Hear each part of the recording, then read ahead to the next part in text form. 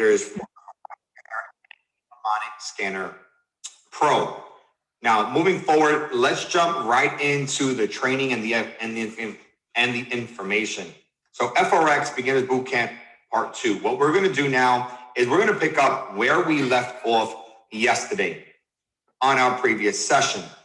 And we were discussing what are pending orders. So let's review. Remember, a pending order in the foreign exchange market or Forex, it instructs the broker to automatically buy or sell a currency when the price reaches a certain price in the future. There are 4 pending orders that you see here, and there's also an additional order, which is known as market execution. The market execution is where you are ready to jump into the market. Buy now, sell now. The buy orders and sell stops are the buy stops, and the sell stops is when price is going to breach a certain level of price and continue moving in your direction. And a buy limit and sell limit is when price is going to stop and reverse at a particular price limit of your choosing. And this is incredibly important because as you're continuing your journey here in I Am Mastery Academy and you're trading with the educators, and as you're trading on your own, you may not always be ready to jump in the market right now, right then. So you may have to put in these type of orders in the future. So keep these in mind. Now, the reason why we ended up recapping on these pending orders is because we're going to be talking about price targets and stops right now. So let's talk about this. One of the keys to achieving success in the financial market over a long period of time is prudent risk management. That's why stop losses and take profits is a non-negotiable part of your trading. So what exactly is a take profit and a stop loss? A take profit, basically a take profit is when the market automatically closes a position once a profit target has been reached to lock in the profits. A stop loss is a price limit entered by the trader when the price limit is reached and the open position will close to prevent further losses. This is going to be the key to your long-term success. Now, looking right over here at the right-hand side at the diagram, we can see that we have a take profit and stop loss box that you can automatically plot on some of your trading softwares. And we're going to talk about the 3 components. Right down here, which is this black line before it's green above and red below, right here is your actual entry price. So wherever you're choosing to enter in the market, this is exactly where you want to put your black line, or exactly where you want to begin to plot your TP and your stop loss to. Now, the green means that you are currently in profit. And the top of the green box is the exact price target where you're expecting price to hit before it actually closes out the trade. Now, the pros and the cons of a take profit is this. The pro of a take profit is when price reaches the target. If you are not available, if you're not by your phone, if you're working, you can be doing anything with your life, and you may not be in a position to open up your MetaTrader 4, close out your trade, and secure those profits, which is the exact reason why we have take profits set in the market. So if you are looking to gain maybe a 20, 30, 40, or 50 pip gain in the market, the minute that price reaches that gain, it will automatically close out the position, secure those profits, and put them back into your broker. Now, the disadvantage of a take profit is that in the event the market continues to go in your direction. So in this example, we are expecting the market to be bullish. So if the market were to pass the take profit level and continue rising, you would lose out on those potential profits in the future. So that's why you want to be sure that you know exactly where you want to set your take profit levels. Now, when we look at the stop loss tool is, again, a way for you to prevent further losses or basically have a cutoff point of losses. One thing that I want to discuss with you is that trading within the market, you're going to experience a lot of drawdown. Drawdown is when price goes in the opposite direction of your entry, but it does not necessarily mean that you're losing in the market. You have only lost when the market actually hits your stop loss or you manually exit the trade with a loss. The market, when you're trading, you're going to need something known as breathing room. Breathing room is where you allow the market to develop in the event it doesn't just go in your direction right away. Sometimes you'll see the market will consolidate or move a little bit or go into profit and come back down and then shoot up to your take profit if you forecasted it correctly. So sometimes you're going to need something known as breathing room, but the stop loss is the absolute cutoff point. That's the point where you say, okay, enough is enough. I do not want to lose anymore. You can set your stop loss equivalent to whatever dollar amount you're willing to lose per trade. So if you're willing to lose $10 on this trade, if you're willing to lose $100 on this trade, if you're willing to lose up to $1,000 on this trade, according to the take profit, like the reward that you're going to get, okay, you can set that price stop to automatically close out your trade. Now, it's very, very important that you understand to always trade with a take profit and a stop loss level inside of the market, 1,000%. Now, let's move a little bit forward and let's talk about risk to reward ratios. Risk to reward ratios has everything to do with how you're setting your take profits and how you're setting up your stop losses in the market.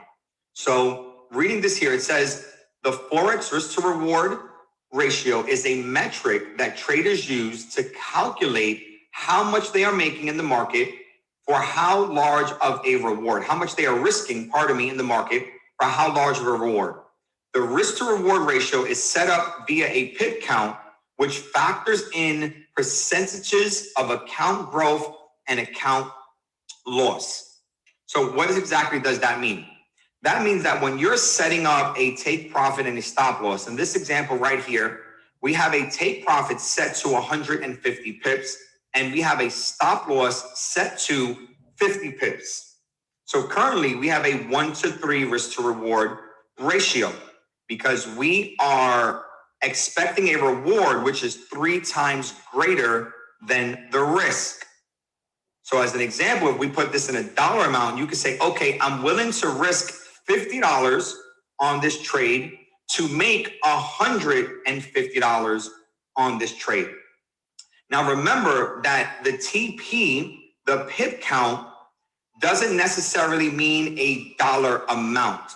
The pip count, you have to go back to your pip formula. The pip count, the amount of money that you're going to make on, in this example, 150 pips is going to be predetermined by whatever your lot size is. So if your lot size is a 0.01, this could be a $15 gain. If your lot size is a 0.10, this can be a $150 gain. If your lot size is a standard lot, this can be a $1,500 gain, and so on and so forth. So remember that. Now the reward, we're going to just read this off the screen here. The reward is the number of pips a trader is seeking before price reaches its target, aka the take profit, as just discussed. While the risk is the number of pips a trader is willing to be in drawdown before price hits its stop loss, as we just discussed. Risk to reward ratio is extremely important. So let's talk a little bit more about it. To increase your chances of profitability, you want to trade when you have the potential to make 2 to 3 times more than what you are risking. Your chances of ending up profitable in the long run are going to be substantially higher. So I want to show you guys 3 different examples of risk to reward ratios. So as you see here, we have a 1-to-1 risk to reward ratio. We have a 1-to-2 risk to reward ratio, and we have a 1-to-3 risk to reward ratio. A 1-to-1 risk to reward ratio means that you are willing to risk an equal number of pips than you are as you are looking for the reward. So in this example, let's say we are looking for, I know the diagram here says 50 pips. So we'll just say 50. So you are willing to risk 50 pips in the market to make 50 pips in the market. Now, 1-to-1 risk to reward ratio can be extremely standardized inside of the industry, but you want to make sure that you have mastered the strategy that you are choosing to trade long-term to be profitable. You want to make sure that you've mastered the strategy. So that way you can be a lot more profitable than negative on your trades in order to truly be triumphant doing a 1-to-1 risk to reward ratio. Now, the 1-to-2 risk to reward ratio is a little bit more appealing to traders. The 1-to-2 risk to reward ratio means that your reward, your take profit, is twice the amount of your stop loss. So in this example, if your stop loss is 50 pips, this means that your reward will be 100 pips, which is double the 50. This right here is a lot more better because it allows you to win more than you lose and still be profitable. Pardon me, lose more than you win and still be profitable. Now we have a highly sought after 1-to-3 risk to reward ratio. The 1-to-3 risk to reward ratio is where your reward is 3 times that of your stop loss. So if your stop loss is 50 pips, your take profit is going to be 150 pips. And you can continue risk to reward ratios as high as you want. There are some traders that look for 1-to-10 risk to reward ratios. Now, before we talk about the 1-to-3 risk to reward ratio, I want to be very, very transparent about the 1-to-3 risk to reward ratio. The risk to reward ratio, while it's a lot more appealing because it gives you the opportunity to lose a lot more than you win and still be profitable, which is exceptional. You can be 30% accurate on your trades, which means that you can win 3 out of every 10 trades and still end up profitable. So imagine taking 10 trades, you're winning 3, you're losing 7, but you're still ending up profitable at the end of those 10 trades. That is something that can be amazing. All righty. And it's highly sought after. Now, the issue with the 1-to-3 risk to reward ratio is that you have to forecast a much bigger move, a move that is 3 times that of the stop loss. Okay. Because traders usually do not like to have extremely tight stop losses. They like to let the trade breathe just a little bit. So that means that you have to give the take profit, again, 3 times that amount. And if you fail at letting the trade execute the take profit, or if you don't forecast the market correctly and it doesn't reach your take profit, well, then you run the risk of ruining your 1-to-3 risk to reward ratio. So you want to make sure you know exactly what you're doing when you start to begin the 1-to-3 risk to reward ratio, because it will be a tremendous help. Now let's read this here, right? To increase your chances of profitability, you want to trade. Oh yeah, there we go. We already talked about that, right? Your chances of ending up profitable in the long run will be substantially higher if you set up a proper risk to reward ratio. So let's take a look at some of these examples. Now, what I did was I did a 10 trade study. So in this 10 trade study, we're looking at the take profit in this area to be a 20 pip win, and we're looking at the stop loss to be a 20 pip loss, 1-to-1. So basically the stop loss is at 20 pips, the take profit's at 20 pips. Now, if we go through 10 trades and we end up winning 5 trades and losing 5 trades, we end up breaking even as a result. So if we won a trade, we lost the trade, we won a trade, we lost the trade, we won a trade, we lost the trade, we won, we lost, we won, we lost. If we're 5 for 5, we end up breaking even. And nobody wants to break even after taking 10 trades in the market. Now, another thing to keep in mind when it comes to a 1-to-1 is that you have to win and lose an equal amount. But in order to actually be profitable, you have to win more than you lose for a 1-to-1. So as an example, you would have to win 6 trades and lose 4 trades to come out profitable.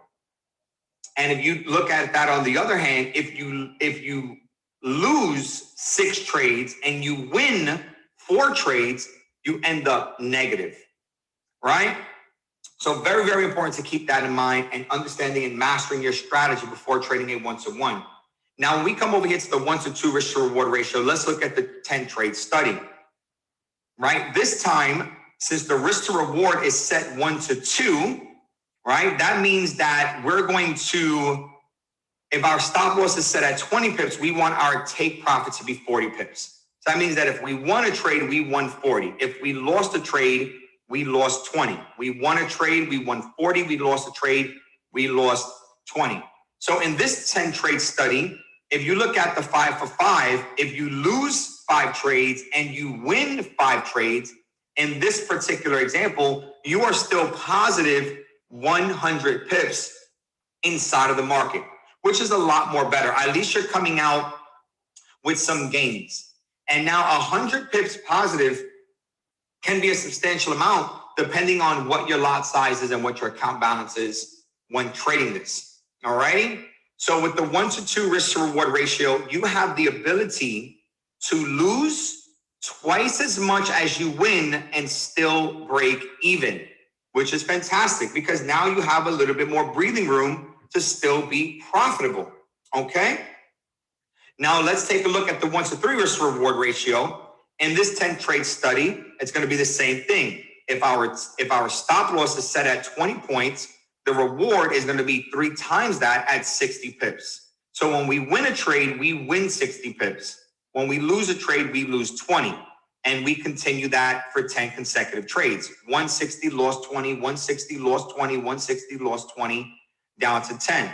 Now in this example, if we're doing a 5 for 5 where we won 5 trades and we lost 5 trades, as a result, you end up with 200 pips positive in your account, right? Which is double the 1-to-2.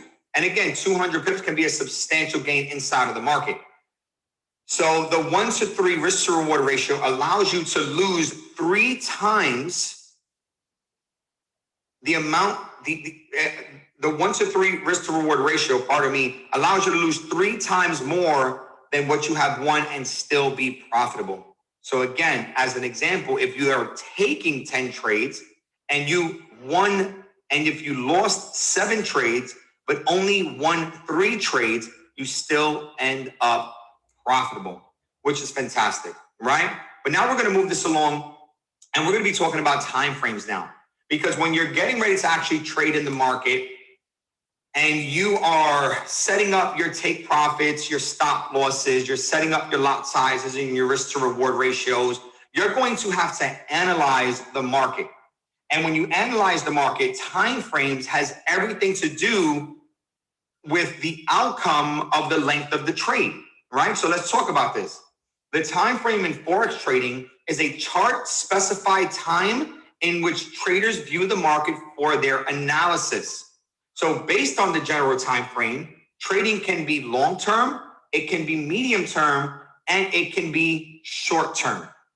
So let's take a look at the different type of time frames that we see over here, and let's categorize them in what term of trading they are. So if you're trading anywhere from the 1 to 15 minute time frame, this is considered short-term trading. This means that, again, if the market's only on the 1 to 15, you're looking for quick specific moves. Now you also have the 1 hour time frame. The 1 hour time frame is also considered short-term trading. Okay? Now, if you look at the 4 hour time frame, the 4 hour time frame is considered medium-term trading. So you're looking for these trades to be a little bit longer. Then you also have the daily and the weekly time frame. The daily and the weekly time frame is long-term trading. This is where you're looking to really hold on to a trade for a set period in time. And now you also have something known as multi-time frame analysis. And multi-time frame analysis involves monitoring the same currency pair across different times. And this is extremely important. Now, before we move on over to the charts and we take a look at time frames, let's talk about styles of trading, because styles of trading are equal to the time frames that you are viewing and analyzing the market on. So let's talk about this. Trading has four main styles. There are scalping, day trading, swing trading, and position trading. And the difference between the styles is based on the length of time that the trader holds the trades. Now, this is extremely important, okay? So let's revisit the time frame aspect. So if you're trading on a 1 to 15 minute time frame, this is considered scalp trading. Now let's look at this. Scalpers, this is considered very short-term trading, okay? This is where you're looking to hold trades for seconds to minutes. You're not looking for any overnight positions. That means that you want to be able to be in the market and out the market within a short period of time. Maybe you want to be in the market for 1 minute. Maybe you want to create profits in 5 minutes. Maybe you want to create profits in 15 minutes, right? You want to be in and out of the market with your bag. That's a scalper. Now let's look at the 1 hour time frame. The 1 hour time frame is called day trading. All righty. Now day trading is considered, again, short-term trading. All right. This is where you're trading for the day only, no overnight positions. This means that you're willing to open up a trade and you'll be in the trade for an hour, for 4 hours, 8 hours, 12 hours, 16 hours, right? You'll be in the trade for anywhere less than 24 hours. You'll see many traders often often do the 1 hour time frame for day trading because they like to get up in the morning, in the afternoon, in the evening, the preferable time that you're trading, analyze the market and look for a significant move over the course of the next couple of hours. Okay? But they don't want to sleep on the position. They want to end the night or end the day with their profits. Now we also have the 4 hour time frame, which is considered swing trading. Now again, swing trading is actually not short term. Swing trading is medium term trading. Okay? This is where you are holding trades for days to weeks. So this is where you're analyzing the market, again, on a larger time frame. You're expecting a bigger move and you're willing to be in the trade for 2 days, 3 days, 4 days. Maybe you're willing to be in the trade for 5 days. And think about it like this. The amount of money that you make at your job. Let's say, as an example, this gentleman, Harry, right here, makes $700 a week at his job. Now, let's say Harry is so busy with his job, he doesn't want to trade Forex every single day and be in and out of the market. Maybe it's too time consuming for Harry. So what Harry's going to do is Harry's going to analyze the market at the beginning of the week, and he's going to jump into a trade, and he's going to be willing to hold that trade for 4 or 5 days. And by the end of the week, he is looking to have made more money than what he's made at his job. Maybe Harry is looking for a 100-point move over the course of a week, which is going to give Harry $1,000 in profit. And now Harry's a happy camper because he has made his $700 at his job and his $1,000 in the market. Now you can, over the course of a week, markets can move hundreds, sometimes thousands of pips. So that's just an example. All right, that's a swing trader. Now you also have something known as the daily and the weekly time frame, and this is known as position trading. So if we look at the gentleman over here, the position trading is the true long-term trading. This is where you are holding trades from months to years, and this resembles long-term buying and holding investing. As an example, you know how many people look to the stock market and they say, hey, we're going to buy these Apple stocks, these Amazon stocks, these Tesla stocks, these startup stocks. We're going to buy these stocks and I'm just going to hold this for 6 months to a year. I'm going to see how much this stock goes up and then I'm going to cash out on my stock. And boom, they do that. Now, the same can be as true for trading within the market, except you don't have to spend, hundreds or thousands of dollars to be able to actually purchase a stock. You can actually put a position, you can look at the market, you can put in a position, and you can let that position ride for weeks, to months, potentially to years. And this could result in thousands and thousands and thousands of pips in the market, giving you an extremely, extremely, extremely large position of profit inside of the market. Okay, this can be very lucrative, but many people do not have the patience to do this. Now, before moving forward, let's actually come and take a look at the market so that way we can better understand time frames. Because time frames, again, has everything to do with how you're setting up your take profit and your stop loss. And it also helps you factor in what is the risk to reward ratio. What am I willing to risk for what I'm willing to make? So let's start off. We're going to be looking at this one chart over here on the DXY, right? Now, what we're going to do is we'll come down to, let's say, the 5-minute or the 15-minute. We'll come to the 5-minute.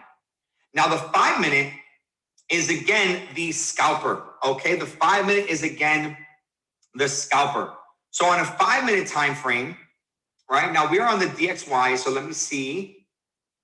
Let's actually come over to like a different currency pair. All right, let's come to maybe AU, EU, GU. We'll come over here to AU. All right, fantastic. All right, so let's look at AU on the 5-minute time frame, okay?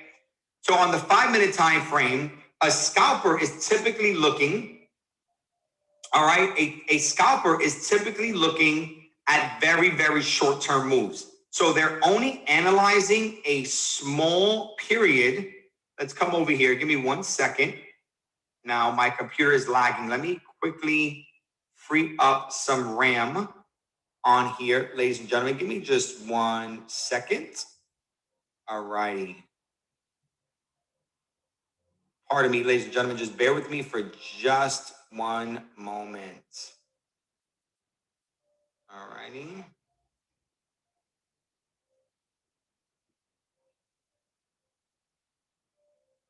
All right, ladies and gentlemen, just give me 2 more seconds and then I'm going to be back with you guys right over here. Okay. All right. So now that we're back over here, a scalper is going to analyze a very small period in time and they're looking for a very small move within the market. So as an example, a scalper might buy down here and look to push the market up here. That's all they're looking for. So short time frame, short move in the market, short period of time. That's what a scalper does. Now, if we look at a day trader is going to come and look at, let's say, the hourly chart. Now, if we look at the hourly chart, you'll notice there's a lot more real estate on our chart over here. We can see a lot more of the price history, allowing us to create a bigger trade analysis in the market. So a day trader will look at the market and then they will speculate on much, much larger moves inside of the market. And they're willing to hold out for that set period of time to secure that move. So as an example, the scalper was looking at a 10, 15, 20 pip move right over here. Now a day trader within less than an hour. Now the day trader is over here and the day trader is saying, okay, well, I'm willing to hold this trade for a few hours and get a bigger move.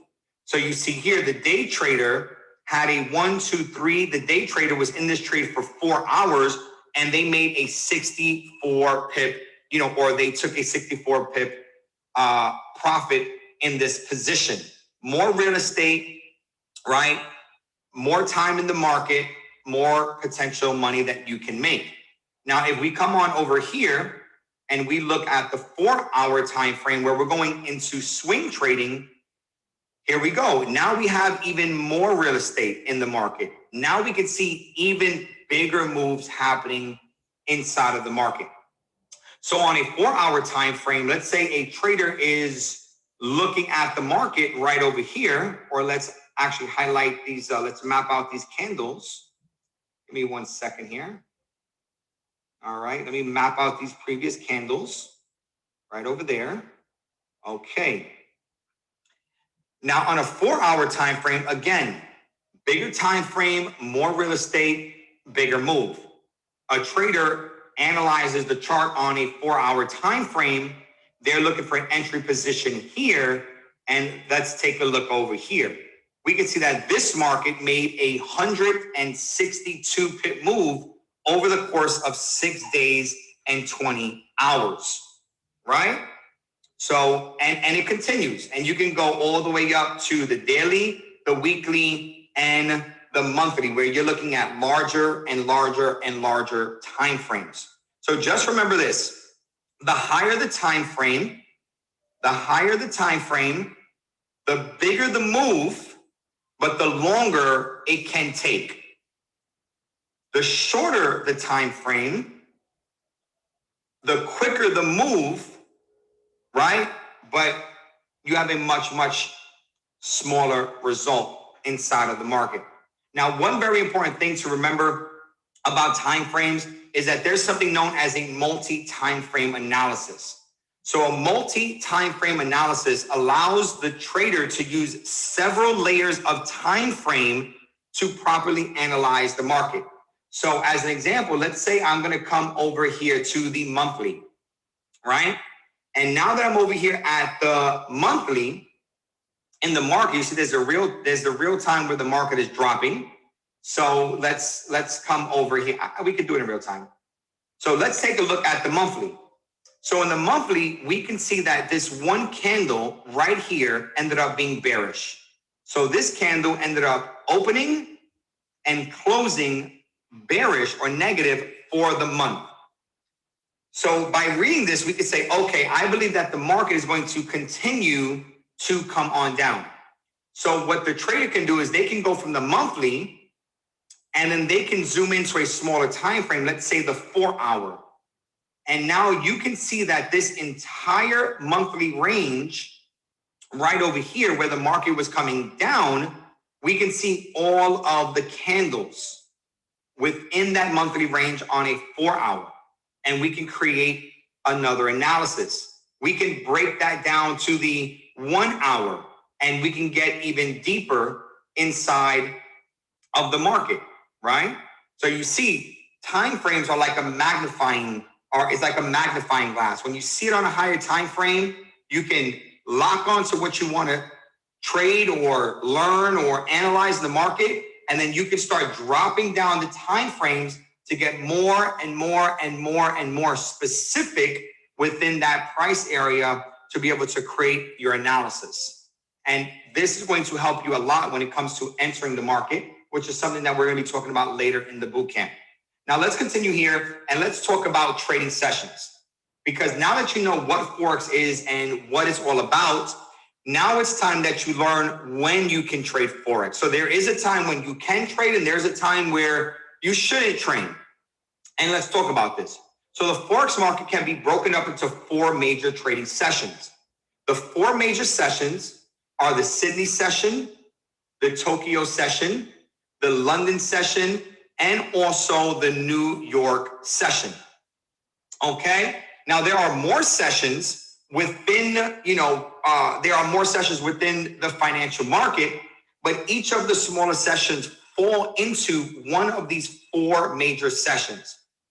Now let's take a look at a time box over here and let's look at when these sessions are starting and when these sessions are ending. Now, right up here, you're going to notice I have Eastern Standard Time and I have the GMT time. Eastern Standard Time is for me and the people that are on the Eastern Standard Time. GMT time is the time for the people that's all around the world. Okay, now these times that you see up here can change forward or back an hour depending on winter or summer solstice or daylight savings. So just keep that in mind. But generally, it's the same exact hour every single day where these markets are opening and closing. So what we're going to do is we're going to start with the very, very first session, which is the Sydney session. The Sydney session is the smallest session, and that starts at about 5 p.m. Eastern Standard Time or 2200 GMT time. This is very important to understand because this is when the trading day gets reset. And there is a daily banking algorithm that resets in the market. So at 5 p.m., this is the time that you do not want to trade and you do not want to open positions. A lot of the times, markets can change directions at 5 p.m.s. You're going to see gaps in the market at 5 p.m. Spreads are going to be significantly higher at around 5 p.m., right? The internal banking algorithm is changing and setting up for a new trading day. So that's at this specific time. Now, Sydney's session is going to run all the way to about 1. It's going to run to about 1 a.m. Eastern Standard Time or 600 GMT time. Now, the second trading session is the Tokyo session, right? The Tokyo session opens up at 7 p.m. Eastern Standard Time, 1900 military hours or 2400 GMT time. Again, depending on winter and summer solstice and daylight savings. And then that's going to run to about 3 o'clock in the morning. All righty. These sessions pretty much run consecutively, and together they make up something known as the Asian session, which is what we're about to get into. Now, at 3 p.m., at 3 a.m. Eastern Standard Time, or 800 GMT time, again, depending on winter, summer solstice, and daylight savings, now this is where the London market ends up opening. And the London market is from about 3 a.m., or at this time block, to about 11 a.m. Eastern Standard Time, 1600 GMT time, depending on winter, summer solstice, and daylight savings, okay? Then we also have the final major large session, which is the New York session. The New York session begins at about 8 a.m.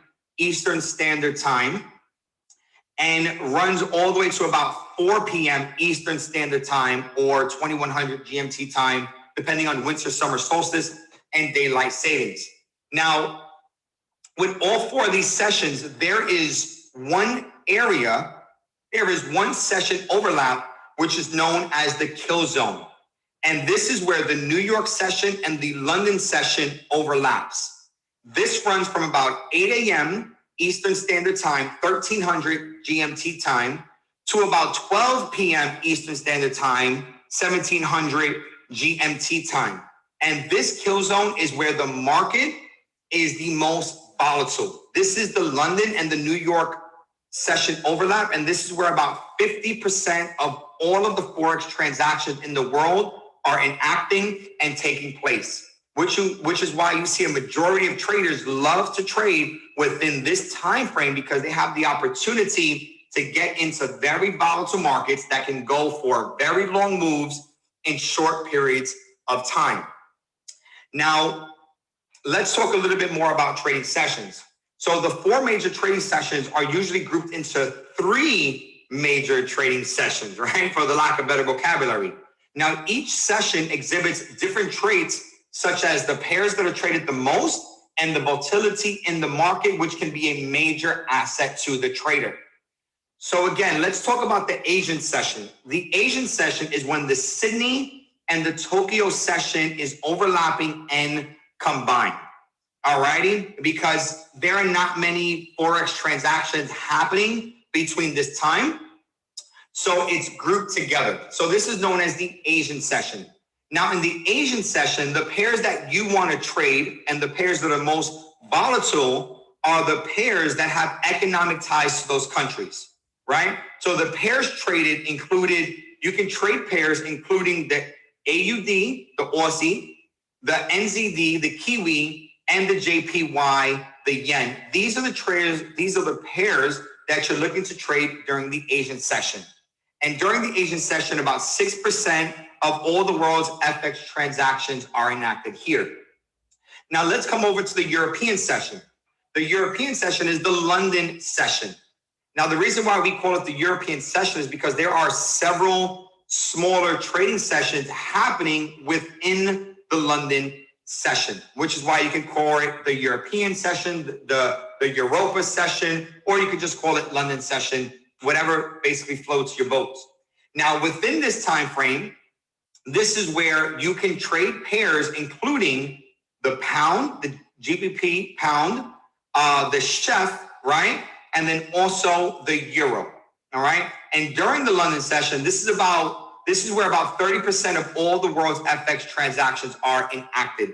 So the London session on average is the most active, most volatile session in the entire world. And this is where most of the world's traders like to come to trade. And then you have the US session, right? The US session is now the New York session. And the pairs that you can trade include anything that is tied to the Canadian dollar, the CAD, or the US dollar. So as an example, you can trade GBP USD during the New York session.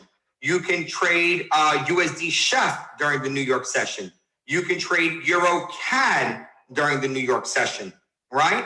Any pair that is tied to these currencies during these sessions is what's going to be most ideal for you. Now, let's come over here and let's look at this chart. And this is representing an average pip move per session. All right. So what we did was we took some popular pairs, not all of the pairs, because there's about 28 major and minor currency pairs. There are the 8 majors. And again, the rest of the cross pairs are the minors. So we just took some popular currency pairs over here. And we basically looked at the Tokyo, which is the Asian, the London, and then also the New York. And what you can see here is that these trades, look at the average pip movement of these pairs during these sessions. The euro during the Asian session is moving on an average of 76 pips. The euro USD during the London session is moving an average of 114 pips.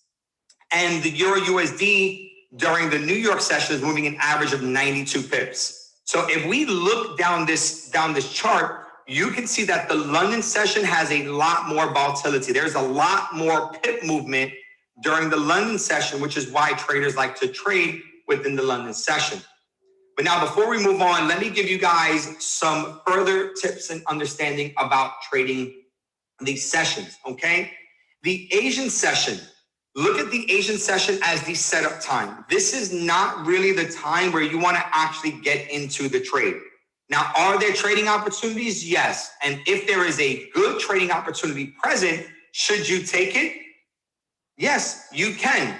But just understand that during the Asian session, because the new banking algorithm reset, the market is really just setting up for moves that are going to happen during the London session. When the London session opens up, this is where the markets are making the biggest, the fastest moves. Again, putting you at an advantage or putting you at a disadvantage. Some traders don't like to trade within the London session because the markets can be too volatile. It can go up and down too fast, which means that there is more chance for error, right? You can lose out on more money, but you can potentially make more money. So seasoned traders love to come in the London session. Now, after the London session, remember, well, towards the end of the London session and the start of the New York session, you have that kill zone. Remember, you have that kill zone where the London and New York session overlaps. And where the London and New York session overlaps, this, the markets are going to move even more. But something else is happening during the US session. The US session is like the rebound session. This is where after these big, crazy, sporadic moves have happened, you can find the rebound of certain moves, right? Or the market will move just a little bit slower, but it's going to move enough where you can still make a lot of money. So if you want the market to be more calm, right, you'll have the ability to basically look at a market in stage 3. You've seen the market set up, you've seen the market play out, and then now you can kind of trade the rebound or, have more. You can see more of the market development to get a better trading opportunity, which is why many, many traders like myself like to trade the New York session. I am a fan of the New York session. All right, so just keep this in mind when trading these pairs in these sessions. Now, moving forward, let's talk about the types of analysis that are in the market. All righty. So there are generally 3 types of Forex analysis traders use to anticipate market movements and analyze trends, right? The traders tend to use one or a combination of FX analysis to fit their personality and or their trading style to increase their profitability. So what exactly is an analysis? An analysis is how you are reading or interpreting the information in the market to forecast the next move. This is how you are going to anticipate market movement. How are you going to analyze the trend? If you want to buy, if you want to sell, right? Whatever it is that you want to do, you need to create an analysis, because the analysis is going to give you the confidence that you need to understand where the market is going to go. And whenever you're trading in IM Mastery Academy and you're trading with the different educators, you're going to notice that the educators are giving you analysis after analysis after analysis. They are reading the market and speculating what is going to happen next in the market, which you can choose to follow along that analysis and trade within the market. So here are the three types of analysis. The first analysis is known as a technical analysis. Forex technical analysis involves looking at patterns in price history to determine the higher probability time and place to enter and exit a trade. As a result, technical analysis in Forex is one of the most widely used types of analysis. So this is where you're able to interact with the chart, put your trend lines, your highs, your lows, and things of that nature. Then there's something known as a fundamental analysis. The Forex fundamentals centers mostly around the currency's interest rate. And this is due to the fact that interest rates have a sizable effect on the market. So a currency's interest rate or a currency's value, basically the fundamental is the economic outlook of a currency. And we're going to dive into how you can learn about the fundamentals and how the fundamentals play a role in currency pairs. And now you also have the last type of analysis, which is known as the sentimental analysis, right? This Forex sentiment is another widely popular form of analysis. When you see sentiment overwhelmingly positioned in one direction, this means that the vast majority of traders are already committed to that position. Meaning that when you're looking at the market, you're looking at the price action, you're looking at certain factors, you're going to start to develop an intuition, a feeling. You're gonna get used to looking at those candlesticks at that price, and you're gonna say, I just feel like this market is going to go up. When you get to that level, that's where you are really in tune with the market and you understand the market sentiment. Now you can use one or combine all three of these type of analysis to increase your profitability factor. So let's actually break this down.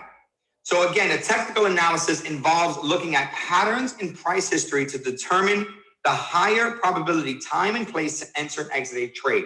And as a result, technical analysis in Forex is one of the most widely popularly used types of analysis.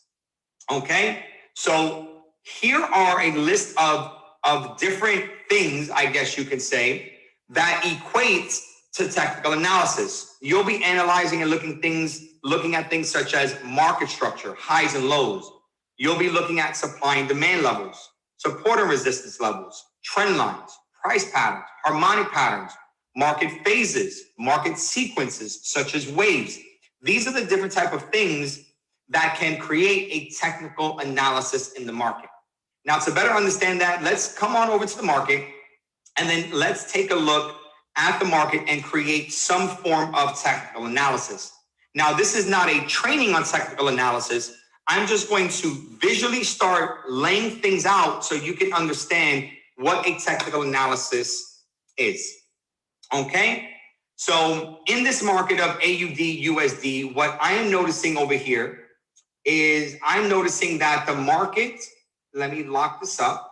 I'm noticing that the market is making a series of lower highs and lower lows in the market, right? So I'm looking at each of these swing points inside of the market. And these swing points right here is identifying to me that the market is in a downtrend. I can visually see that the market is in a downtrend. Now I can come over here and I can connect a trend line and I can say, okay, the market is below the trend and the market is downtrending. Therefore, I'm speculating that the market is going to continue to be bearish and come down from this specific price point. Now, as I zoom in to this specific price point, let me zoom in a little bit over here. Now, give me one moment as my computer is continuing to lag. Now, when I look over here and I'm zooming into the price, let's see what else I need to look at. Now, give me one moment while this thing just updates. There we go. Now that I'm looking at this, let's see. I'm going to now put up some levels of support and resistance. So let me put up some price levels right over here. Now, it'd be a lot greater if this market was, if my computer was not lagging. So now I'm putting up a level of previous support, and I'm looking at a new level of support, and I see a previous, a previous area of resistance, and I see an area of support. Now I can see that the market broke through this level of support, found a new support, pushed back to a previous resistance, and I can take something known as, let's say, a Fibonacci, and now I can use my Fibonacci level right over here, pardon me. I can use my Fibonacci level now to speculate on an area of price reversal. And I'm looking at between that 50% and that 38.2. So looking at this right here, this is where I can potentially say, okay, look, there's an entry here. The market's coming in a downtrend. It's trading below the trend line. It broke previous levels of support and resistance. It pushed back up.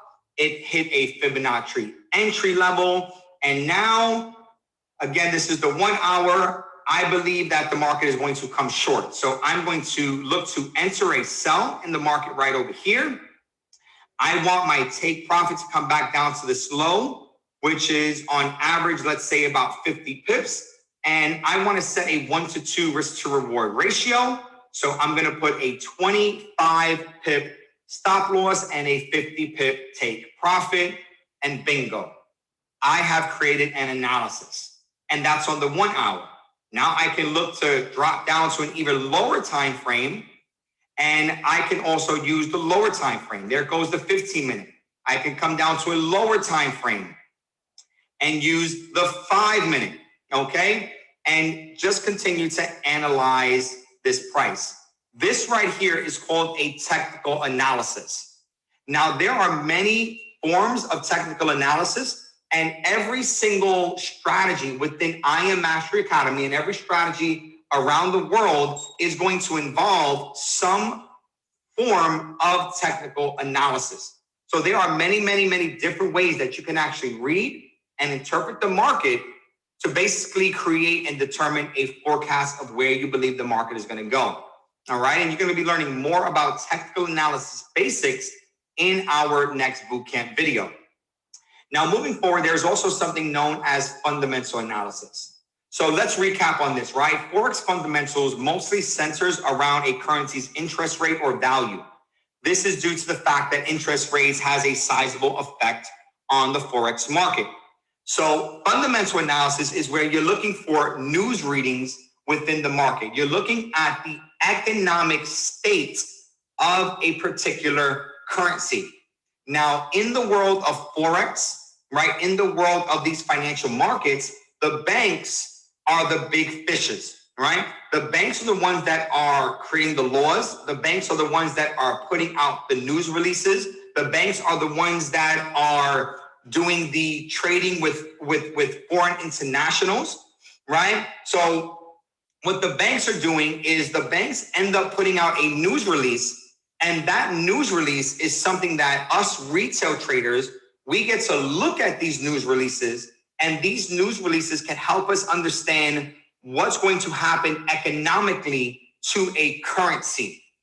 And by looking at what's going to happen economically to a currency, we can speculate if the strength of a currency is going to increase or if the strength of a currency is going to decrease. So basically, the news helps us understand if should we buy this currency or should we sell that currency. And there are there's something known as the Great Eight. The Great Eight are the eight biggest economic news releases that happen all year long that we as traders want to be able to pay attention to. So the Great Eight includes things like the Federal Open Market Committee, which is the FOMC. You'll see something called non-farm payrolls, which is NFP. That happens the first Friday of every month. You have unemployment rate changes. You have GDP reports, final gross domestic products. You have monetary policy announcements. You have rate decision announcements from the central banks. You have the PMI, which is the Purchasing Managers Index. And then you also have different type of inflation reports like the CPI, the PCE, and the PPI within the market. Okay, so these are the ones that you really want to pay attention to that will have the greatest effect on a currency pair. Now, to find these news releases, you get to come over to different outlets. And there are several different outlets. Now, some of the most famous outlets that you'll see people use a lot is things known as Forex Factory, FX Street, and Market Watch. So let's come and take a look at Forex Factory. Okay, so we're going to come over here and we're going to open up Forex Factory. Okay, we're going to open up FX Street. Let's open up FX Street News right over here. Okay, and then we're also going to open up Market Watch. Okay, so now you'll see here Market Watch gives you a lot of press and news releases. So basically, whenever you're looking at Forex Factory or whenever you're looking at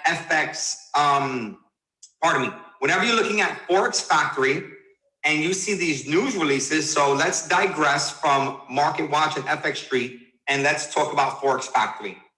So when you're opening up Forex Factory will give you basically the date and the time in your country and the different currencies, as well as the different news events that are happening in that currency, that are happening in that country for that currency.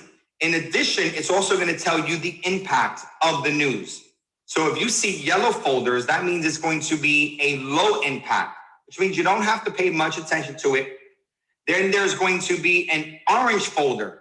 An orange folder means that there is a medium impact. So you're more than likely to see a little bit of a move or the market to be a little bit more volatile than usual, which is great. And then you're going to see, if we go, let's say in the future or the past, let's see what tomorrow's news releases are going to come. So tomorrow we can see that there's going to be GBP news and Canadian news. And these folders are red. Red folders mean that they are high impact folders. High impact folders or red folders basically mean that you can expect the market, but not always, to make a big move. You can anticipate that something is going to happen when the red folders are coming out. Now, let's say we're going to look at some news. So let's try to take a look at unemployment changes. Right now, when we look at unemployment changes, what we can do is we can click on the folder. Now there's no current news releases. So let's try to look at a different one. Let's look at unemployment, no news releases. Let's try to look at pound. Okay. Right. And let's look at this pound, no news releases. Okay. So the stars have the news releases. So let's look at the open meeting. This is an all day red folder. And this means that all currency pairs are affected, which means that tomorrow you can see a lot more volatility in the market across all major currency pairs. I really wanted to get to more of a specific pair. So let me take a look. Let me look for a different red folder. All right. Now let's look at the FOMC meeting, something that happened at 2 p.m. Okay. Now, if we open this up, okay, you can see that there are news releases or related stories that are tied into this specific news folder for the US dollar. Okay. Now, these related news articles are articles that you can find in places like the FX Street, in places like Market Watch. So as you begin to, let's say you are committed to a particular currency pair and you want to trade the same currency over and over and over and over, you can come over here and then you could just look at news releases and see the economic impact that are happening on those specific currencies every single day and really keep up with a country's currency, okay, or value. So coming back over here, let's come back to Forex Factory. Let's get rid of FX Street and Market Watch. Now, when you're looking at the news release, what I like to do is I like to open up the news releases, okay? And when we open up the news releases, there are going to be articles in the news releases, and there's also going to be statements. Now, these articles and these statements can help us predetermine if it's going to have a positive impact on a currency or if it's going to have a negative impact on a currency. All righty? Now, when you come over here, let's come back to, so let's just, pardon me. Let's just actually read this. So when we're looking at this over here, what you want to do is you want to look for, if you're not yet good at reading news, a good thing that you could do is you could just look for positive words or negative words. So let's check this out. During the FOMC, right, Mr. Powell admitted that the Fed was talking about taking, the Fed was talking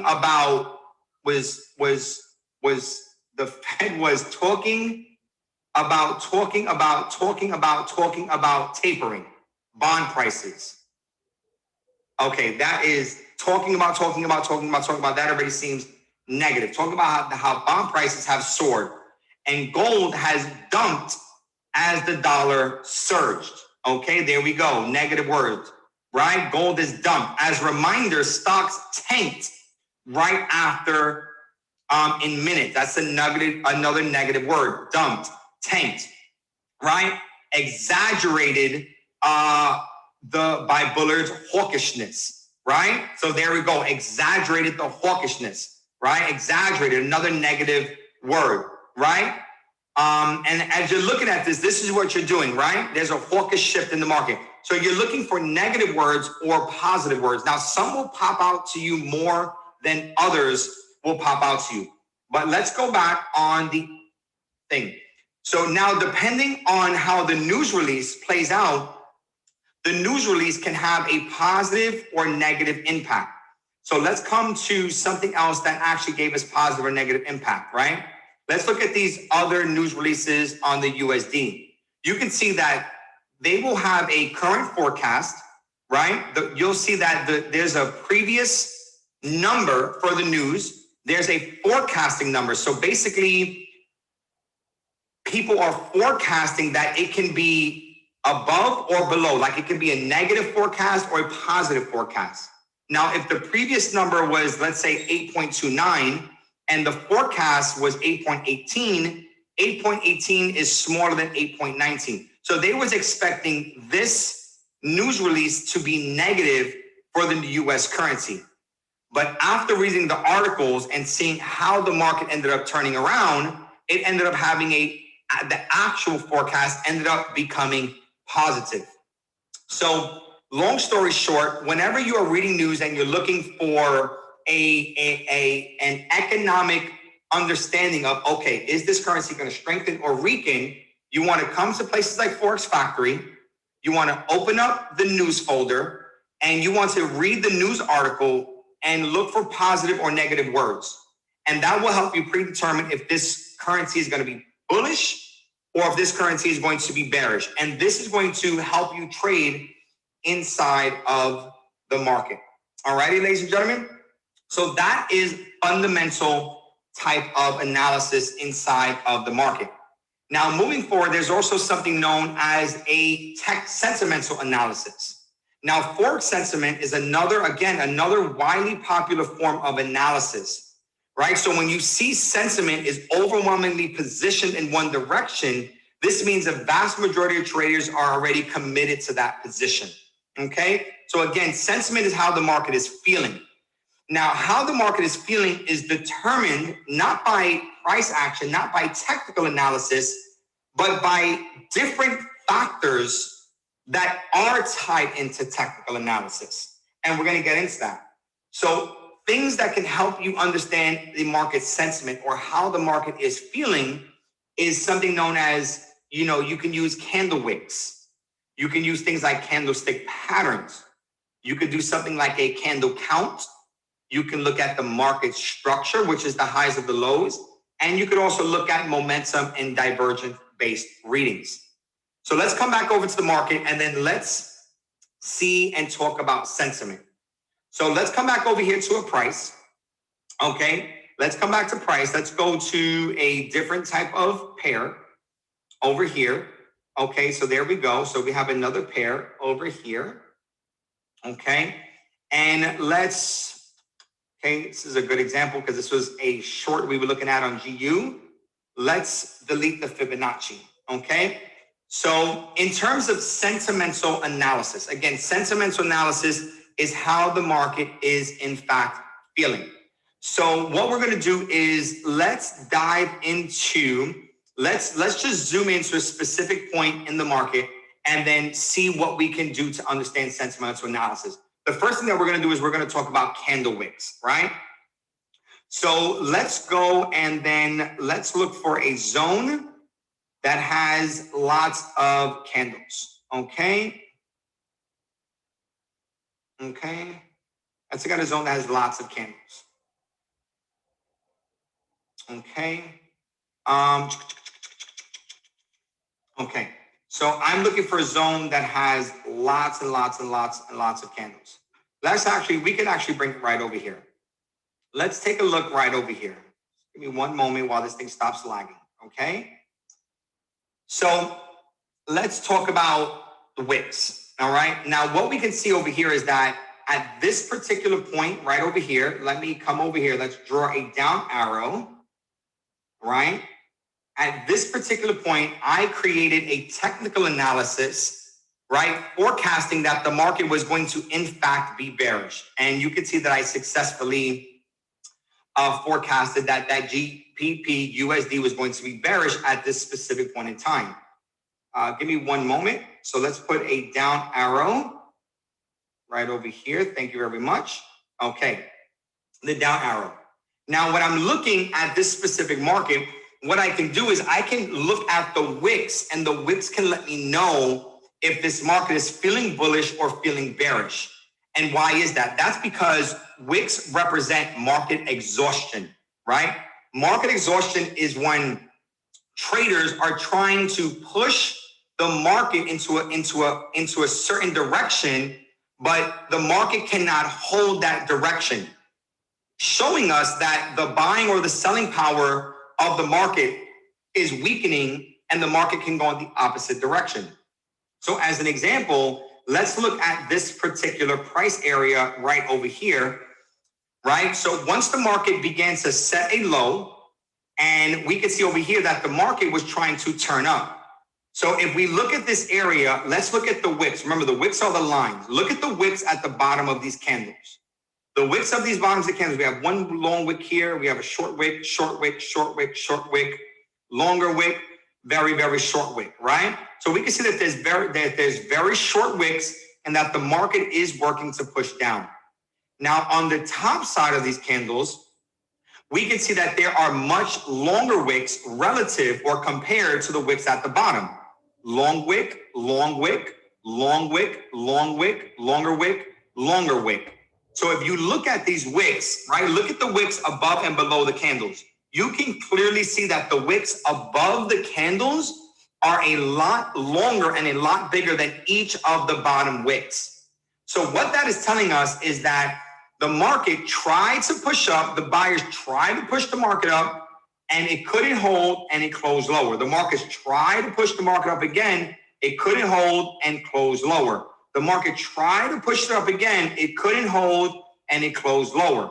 It tried to push it up again, it couldn't hold, and it closed lower. And this is basically telling us that the buyer's strength is exhausted. The buyers are trying to push this market high, and they just can't because the market is actually feeling bearish. It's a lot stronger coming to the downside because there's shorter wicks at the bottom and longer wicks at the top. These are very, very noticeable wicks. So that is a market sentiment. That is already telling me that, okay, buyers are trying to take it up. The buyers are exhausted. They do not have enough buying power to hold the market high. And this actually the market actually wants to come down. It's feeling more bearish. Now, if we look at candlestick patterns are patterns that candlesticks make. Now, again, we discussed candles, how candles open, have a high, have a low, close, and so on and so forth, and how candles follow each other. Now, when you group candles together, there is something known as candlestick patterns, which we're going to be covering later in a boot camp. Now, when you're looking at candlestick patterns can help you determine the market sentiment. Is it feeling bearish or bullish? Who's in control, the buyers or the sellers? So if we come back over here and we take a look at this entire price zone right over here, okay, we take a look at this entire price zone. Let's look at something known as a bearish engulfing candle. A bearish engulfing candle is basically, let's say we have a bullish candle, which is a green candle coming up, right? Followed by a red candle coming down. So if the red candle is completely larger than the previous bullish candle, this is known as a bearish engulfing. It's letting us know that sellers are completely dominating the buyers in this period of time, giving us more sentiment that the market wants to come down. Traders look for candlestick patterns to not only determine market sentiment, but to also potentially determine entry points within the market. Now, a bullish engulfing candle is the same thing, but opposite. It means that there's a red candle coming down, followed by a larger green candle going up, okay? So in a bearish example, let's come over here. If you're looking at the market coming down, you want to see the market stop, give you a bullish engulfing, and then this is going to let you know the market's going to keep going up. Now, in this example right here, we are looking for the market to come up, give us bearish candles, and begin to come down. So as we take a look over here, let's look at this zone. In this zone, we can see, look here. Here goes a bearish engulfing candle. This red candle was completely larger than that previous candle. Sentiment is down. Look at this next candle over here. We had another bearish engulfing candle larger than the previous green candle. The sentiment is down. We come over here. We have another large red candle, right? This red candle is larger than the previous candle, extremely larger than the previous candle. Sentiment is down. And look at how in this area, we continue to get series of bearish engulfing candles, continuing to tell us that this market is in fact feeling bearish, okay? That's another way that you can read market sentiment. Now, the next way that you can read market sentiment is also by doing something known as a candlestick count. So what I like to do is that if I'm looking for a market to reverse in a particular point in time, I like to do something known as a candlestick count. And if there are more candles that are bullish, then the sentiment makes me feel that the market can break out above. If there are more bearish candles, this makes me feel like the sentiment is bearish and that the market is more than likely to be able to come down. So let me give you a different example, and let's take a look at a shorter period in time over here. So we can see that the market continued to come down, right? Went sideways a little bit, came down, went sideways a little bit. 1, 2, 3, 1, 2, 3. It's about even, and then came down. And now when we come down here, let's take a look at this particular area.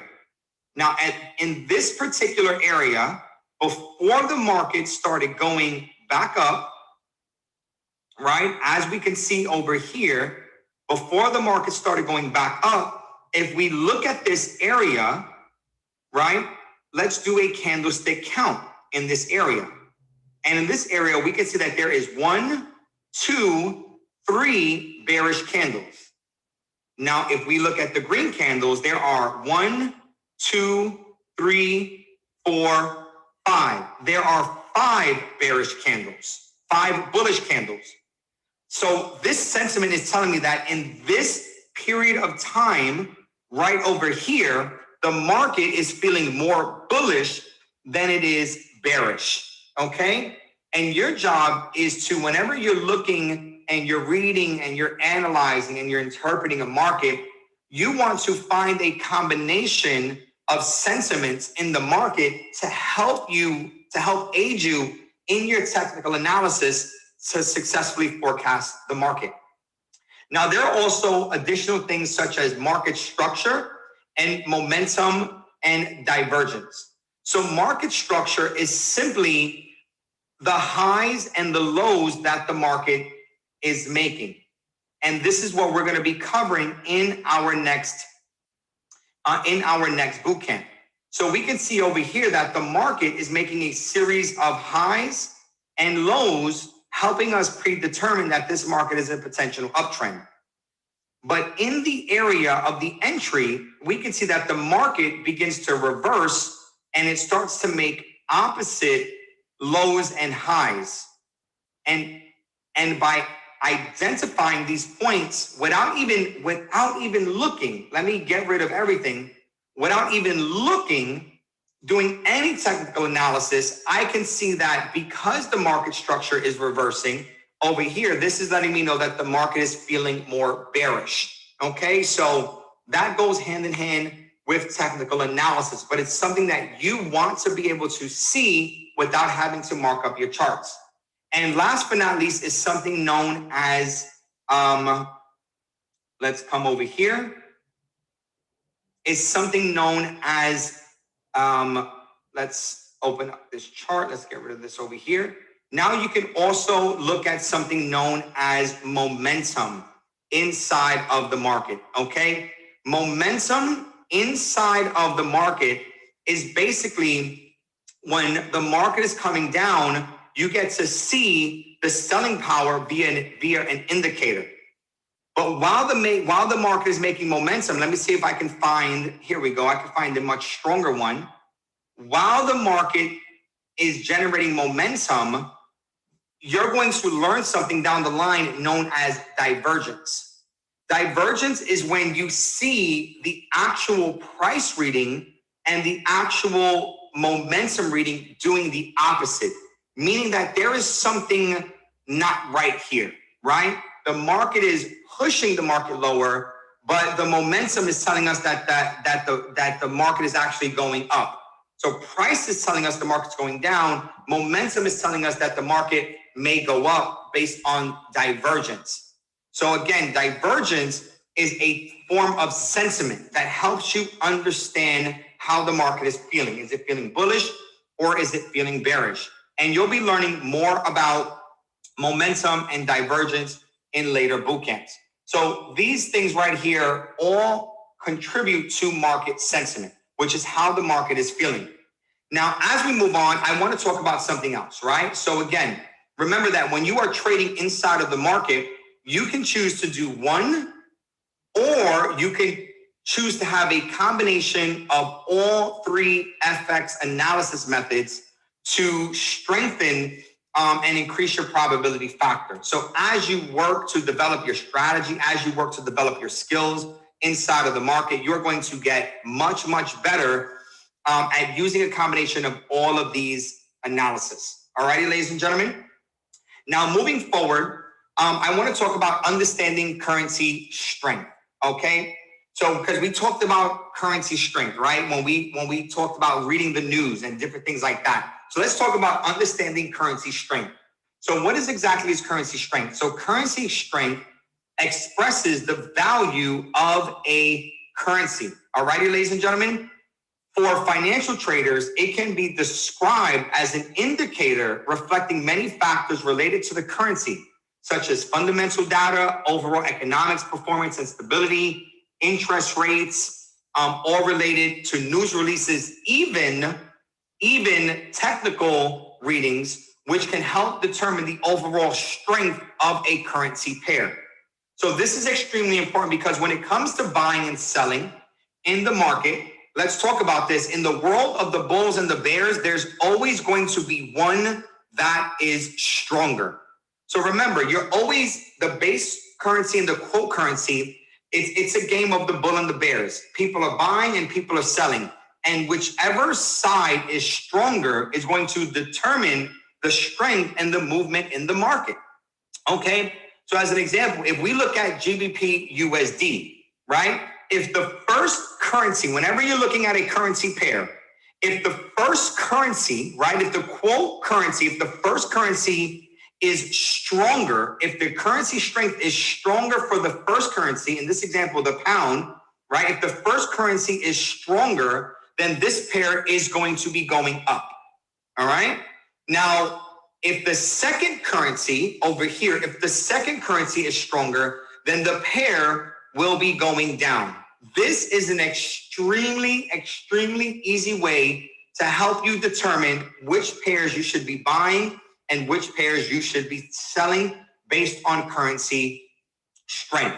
So any pair, EU, GU, NJ, NZD, CAD, gold, whatever the case is, whenever you're looking at the currency pair, just keep this in mind. If the first currency is stronger, then the pair is going up. If the second currency is stronger, then the pair would be going down. Now, traders like to use something known as a currency strength meter to help them identify the current strength of a particular currency pair. Now, I believe that the best currency strength meter available in the market right now, which is free, is Currency Quake, okay? The reason why is because Currency Quake allows you to change the currency strength meter to multiple different time frames, all righty? So you can look at multiple different time frames and see what the strength of a currency is in that specific time frame. Now, why does that matter? Let's talk about it. The Forex strength meter is an algorithm-based technical indicator that helps traders determine the strength of an individual currency. The indicator's job is to let the trader know which currency is performing well at a given time and which is not. Traders can then apply this information to their trade analysis, okay? So let's talk about the benefit and the disadvantage of using a currency strength meter, because you're going to see a lot of traders like to say, what's the strength, what's the strength, what's the strength? So the benefit of a currency strength meter is that it helps make traders aware of the current currency strength and can identify which pairs may be best to trade by pairing the strongest currency and the weakest currency together. So essentially, when you're looking at a currency strength, and depending on the time frame that you're trading, you can come here, right? You can come here, let's go back, and you can pair together which currency pair is really strong and which currency pair is really weak. This will help you basically determine which pair is going to be moving the fastest in your direction and which is more likely to go in your direction. So if the pound has an extremely strong strength, right? Remember, if the first currency is stronger, it's going up. So if the pound has a strong strength in that time frame, and then you look at the USD, you don't want the USD to be stronger than the pound. You don't want the USD to be equal to the pound. You want the USD to be weaker than the pound. And what traders typically do is they look for whichever is the weakest. So if the pound strength is the strongest and the USD strength is the weakest, they're going to look at that market and say, okay, that's the pair that I want to trade. That is more likely to go, in the direction that I'm looking for. Okay. Now, and which can be a big benefit to you. Now, the disadvantage of using a currency strength meter, all righty? The disadvantage of using the currency strength meter is that majority of all currency strength meters are determined by Forex indicators and not fundamentals, which is important. Remember, the fundamentals is what gives a currency the economic backing, right? Economically, is that currency doing well, or economically is that currency doing bad? So majority of currency strength indexes, right, are determined by Forex indicators, not actual fundamental indicators, right? And this in turn is actually creating a technical strength reading. not a fundamental reading or a combination of both, which is actually hindering its true predictive power. What do I mean? I mean that if you are trading, right? Let's try to come back to the market over here. So I mean that if you are trading, let's remove all these indicators, okay? So let's say you are trading in the market and the currency strength meter, we're looking at GBP USD. The currency strength meter is saying that the GBP is strong, okay? It's saying that the GBP is strong and that the US dollar is extremely weak. So as a result, you're going to be looking to buy up GBP USD due to the fact that the pound is way more stronger than the US dollar. Now, this is all, again, based on technical indicators. So they're using things like moving averages, and they're comparing the weight of several different currencies together to speculate that the pound is stronger than the dollar. Now, when an economic news release comes out, when a news hits, a news can come out and say, you know what? All of a sudden the news came out, and now the news all of a sudden gave a whole bunch of strength to the US dollar. Now, all of a sudden, within 5 minutes, the US dollar is now stronger than the pound, and the trade will turn around in the opposite direction. And you had no idea, right? You had no idea, right? So this is why when you are using a currency strength meter, understand that the currency strength meters are actually using Forex technical indicators and not fundamental indicators. So if there is a news release and the strength of a currency changes, it can completely change the currency strength meter. All right. So please keep that in mind. So as a verdict, of understanding the benefit and the disadvantage of a currency strength meter, the verdict is this: use of a currency index, currency correlations, or news reading is much, much more reliable. All righty. So let's actually get into that. Let's talk about discovering currency correlations. This is something that's going to aid you in a great deal when it comes to trading in the market. A currency correlation in Forex is a statistical measure of how currencies move in relationship to one another. A positive correlation means that two currency pairs are moving in tandem, which means together. Like if EU is going up, GU is going up. A negative correlation means that the pairs are moving in opposite direction. As an example, if EU goes up, then USD Chef ends up coming down. Alrighty. Now, why is that? That's because positive correlations, pairs that move in tandem, usually have economic ties, like EU, GU, right? The quoted currency is both USD. So if the USD is gaining strength, if the USD is very strong, that means it's gaining strength against all of the currencies, which means that EU can come down. It means GU can come down at the same time. Now, the negative correlation moves in opposite, and that's because these have opposite economic ties, where EU, the USD is the quoted currency, and USD is the base currency. So again, let's say the USD is gaining strength. If the USD is gaining strength, what was the rules about reading currency strength? If the USD is gaining strength, right? If the first currency is stronger, okay, the pair is going up. If the second currency is stronger, the pair is going down. So if the USD is gaining strength, that means that EU is going to come down. And let's look at USD Chef.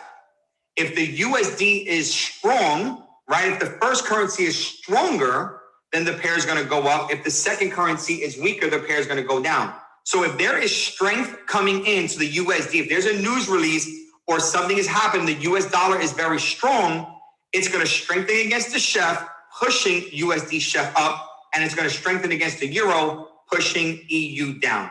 All righty? That's a negative correlation.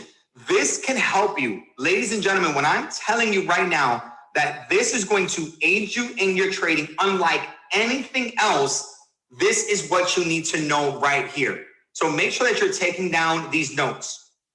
So currency pairs that typically move in the same direction are EU and GU. If EU is moving up, then usually GU is moving up. EU and AU. If Euro USD is moving up, then AUD USD is moving up. Okay? Euro USD and NZD USD. If Euro USD is moving up, then NZD is typically moving up. So technically, EU is a better buy. So if you see EU going up, then that means GU should be going up, AU should be going up, and NU should also be going up. If USD Chef is going up, then USD JPY should be going up as well. If AUD USD is going up, then that means that NZD USD should also be going up. Now, here's a little bonus. Gold, which is XAU USD, doesn't typically have a correlation price, and it has a lot to do with the strength of the dollar because it is a metal, right? Now, gold surprisingly has a 80% historic correlation to AUD USD. So whatever you see AUD USD doing, gold will 8 out of 10 times be doing the same thing. So if you see gold going up, then AU is going up. If you see AU going up, then that means that gold should be going up. And the reason why this is important is because when you're creating a technical analysis and you're looking for buy opportunities, look like as in this example for USD Chef and USD JPY, can you find a potential buy setup on USD Chef and USD JPY at the same time? Because if you can, then that's adding to the currency's positive correlation, which is aiding you in trading, meaning that you can not only have more confidence in trading one of the pairs, you could potentially enter on both of the pairs. Now, pairs that usually move in the opposite direction are these, very important. If Euro USD is going up, then USD Chef is coming down. If GBP USD is going up, then USD JPY is coming down. If USD CAD is going up, then that means that AUD USD should be coming down. If USD JPY is going up, then that means that AUD USD should be coming down. If GBP USD is going up, then that means that USD Chef is coming down. So you can do this in the same fashion, where when you're looking at the market, let's take a look at USD JPY and AUD USD. Let's get deeper here. So if moving in opposite directions, so if you can find a buy opportunity or a buy setup, or you can analyze AUD JPY and you can speculate and say, okay, AUD JPY looks like it's going up. And then you go over to AUD USD, you should say, okay, let me come over to AUD USD. Let's see what this is doing. Is AUD USD coming down?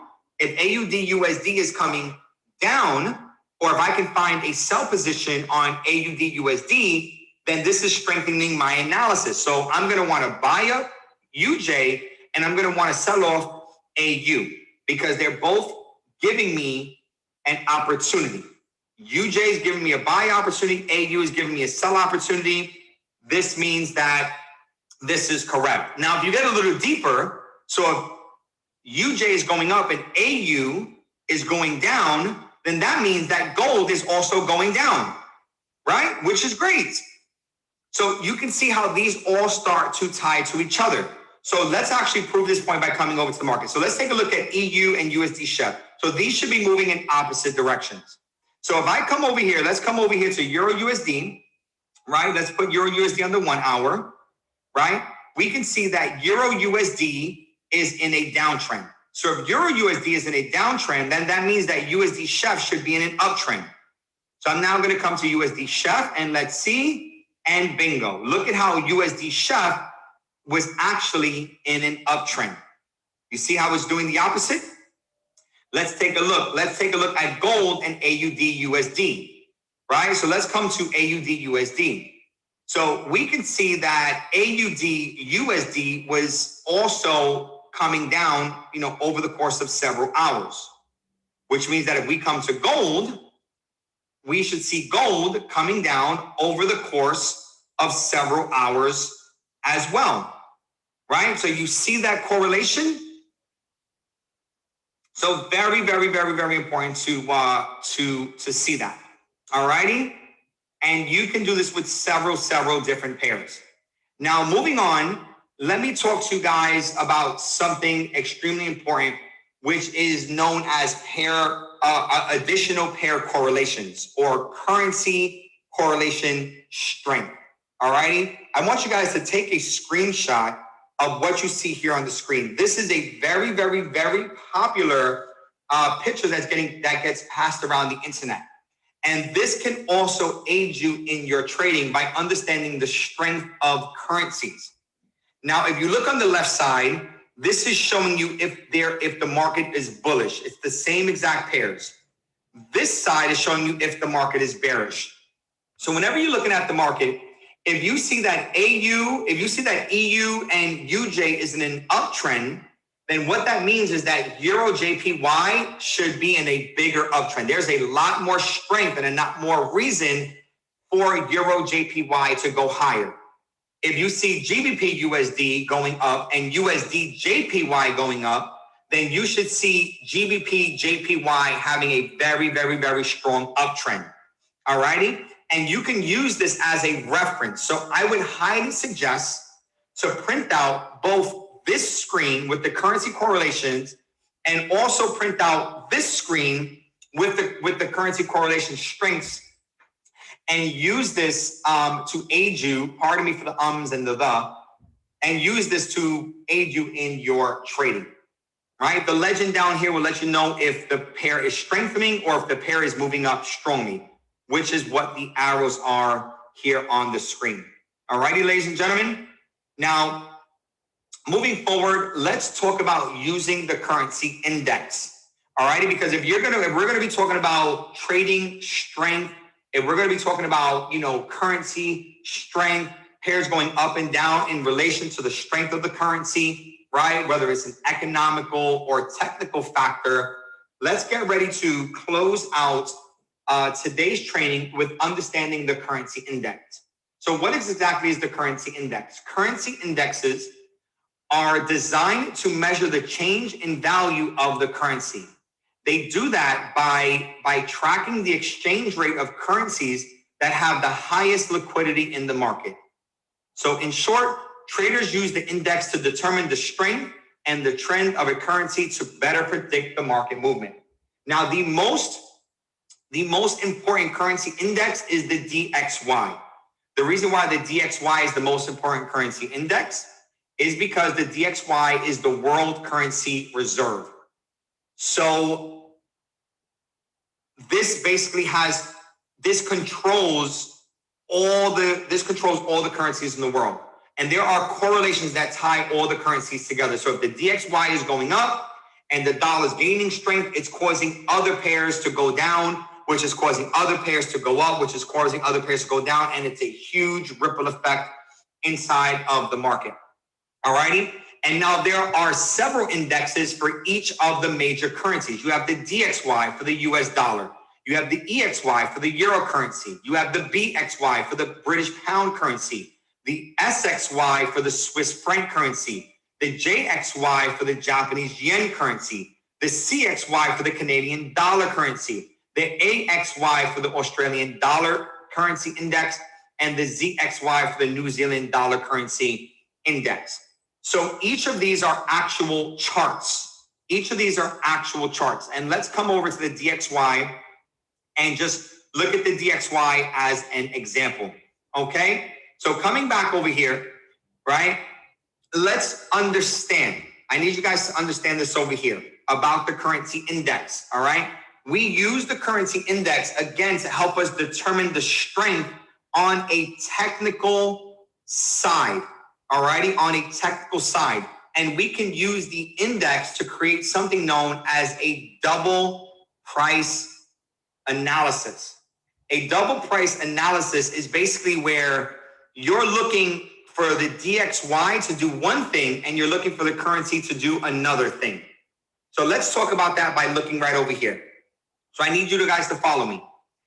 if an index is bullish, any index, if an index is bullish, then whatever pair against that index is bearish. So we'll insert the DXY. So if the DXY index is bullish, which means what is the DXY? The US dollar, right? So if the US dollar is bullish, let's replace index with USD. If the index is bullish, then that means that anything based against the US dollar is going down. That means GU is going down, EU, NU, XAU, right? Anything with the dollar is going down. Now, if the DXY is bullish, if the index is bullish and going up, right? So if the US dollar is gaining strength, then that means that anything quoted against the US dollar is going down.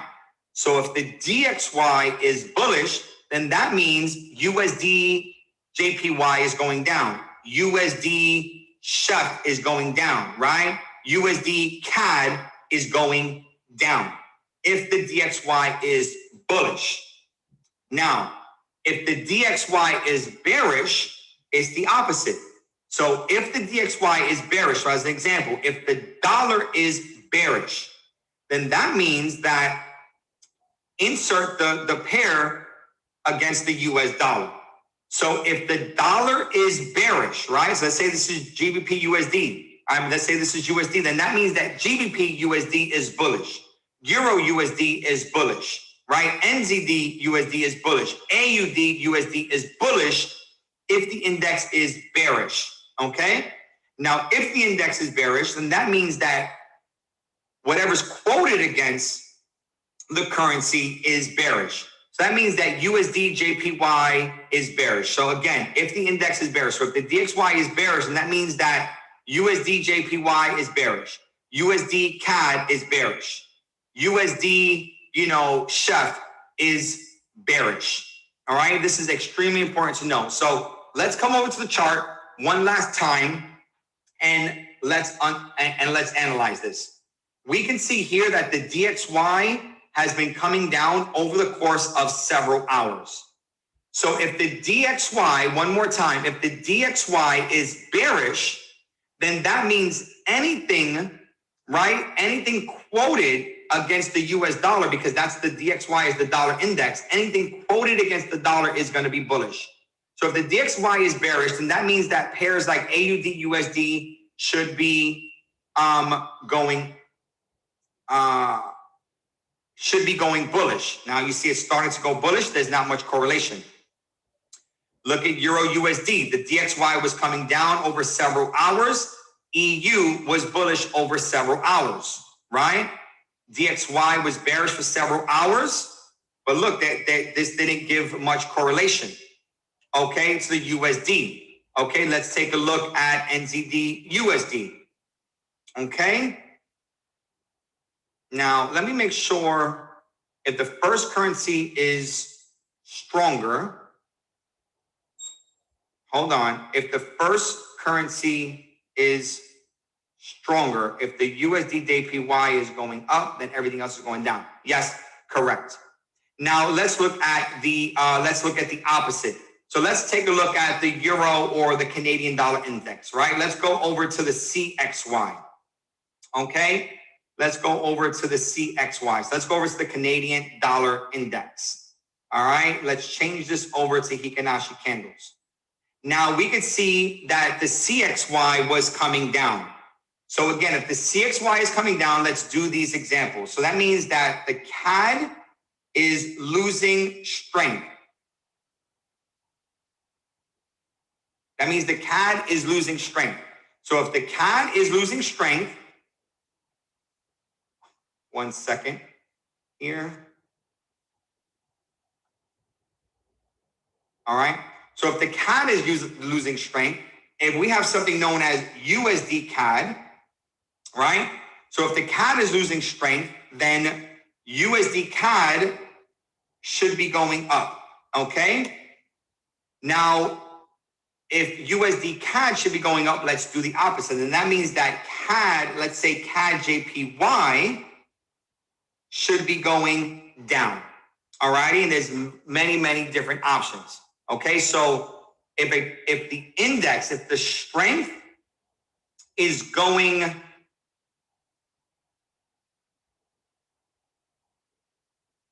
so if the CAD is losing strength, hold on, I did this whole thing backwards. I'm just getting so confused over here. I don't like when that happens. Give me 1 second. Let's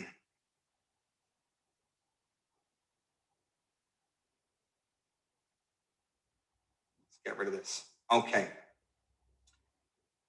Whew. Okay. So let's do this again. Okay. If the USD CAD, I talk fast. If the USD CAD is going up, if the first one is stronger, then the pair is going up. If the second one is stronger, then the pair is going down. Okay? So then it's obviously the opposite. So if the pair is losing strength, okay, I said it correctly. If the pair is losing strength, right, then this should be going up, okay, and then this should be going down. Okay, so let's take a look at USD CAD over here. There we go. So we see how the CXY is going up, is going down, and we see how the USD CAD is in fact going up right over here, right? Now that's very good. So going back to the previous chart, if USD CAD, if the CXY is coming down, again, looking at the strength, then this means that CAD JPY should also be going down, right? Depending on the strength of the yen. So let's go over to CAD JPY. All right. So we should see CAD JPY going down as well. Bingo. See how CAD JPY is going down? So while this can be a little bit of a tongue twister, so bear with me, okay, this is extremely, extremely important. So really mastering the currency index, using it as a double confirmation to your technical analysis can help strengthen your trade ideas inside of the market. All righty, ladies and gentlemen. Now, with that being said, we're going to get ready to conclude the Forex Beginners Bootcamp Part 2. So let's quickly recap everything that we learned over here in the Beginners Bootcamp 2, as it was most definitely a full day of training. Now, we recapped what are pending orders.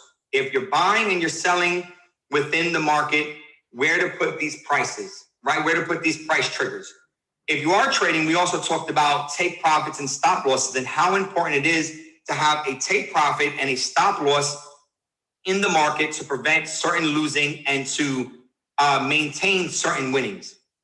We also talk about risk to reward ratio, setting a proper risk to reward ratio, which can allow you to be long-term positive in your account, even if you're losing more trades. We also discussed time frames in terms of, what time are you analyzing the chart? And depending on the time you're analyzing the chart is going to help you determine which style of trading. Are you trading as a scalper, a day trader, a swing trader, or a position trader?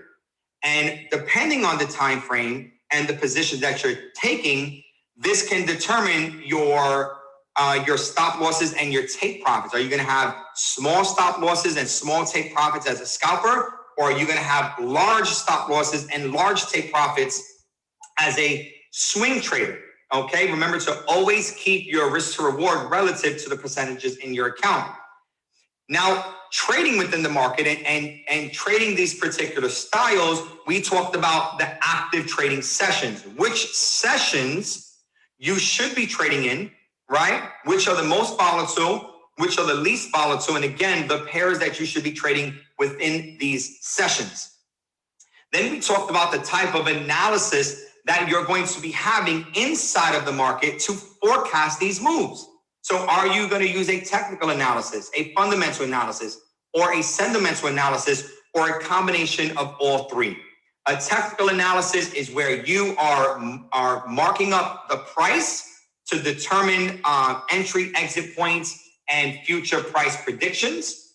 The fundamental analysis is where you're looking at economic news and factor to determine the strength and the value of a currency. And the sentimental analysis is where you are looking to see how the market is feeling in conjunction with your technical analysis. Now, as you're doing that, we also talked about understanding currency strength inside of the market. So if you're going to trade, you want to be sure that you are trading, you want to make sure that you are trading the currencies that are the strongest to the currencies that are the weakest. So always be sure to remember this formula. If the first currency is stronger, the pair is going up. And if the second currency is stronger, the pair is going down. You can use things like the currency strength meter to determine the strength of a currency, but it's not as viable as the index, currency correlations, or actually reading the news. So always keep in mind currency correlations to allow you to strengthen your trade analysis in the market or provide more trade analysis to you with positive currency correlations and negative currency correlations. And don't forget the formula for currency correlation strength.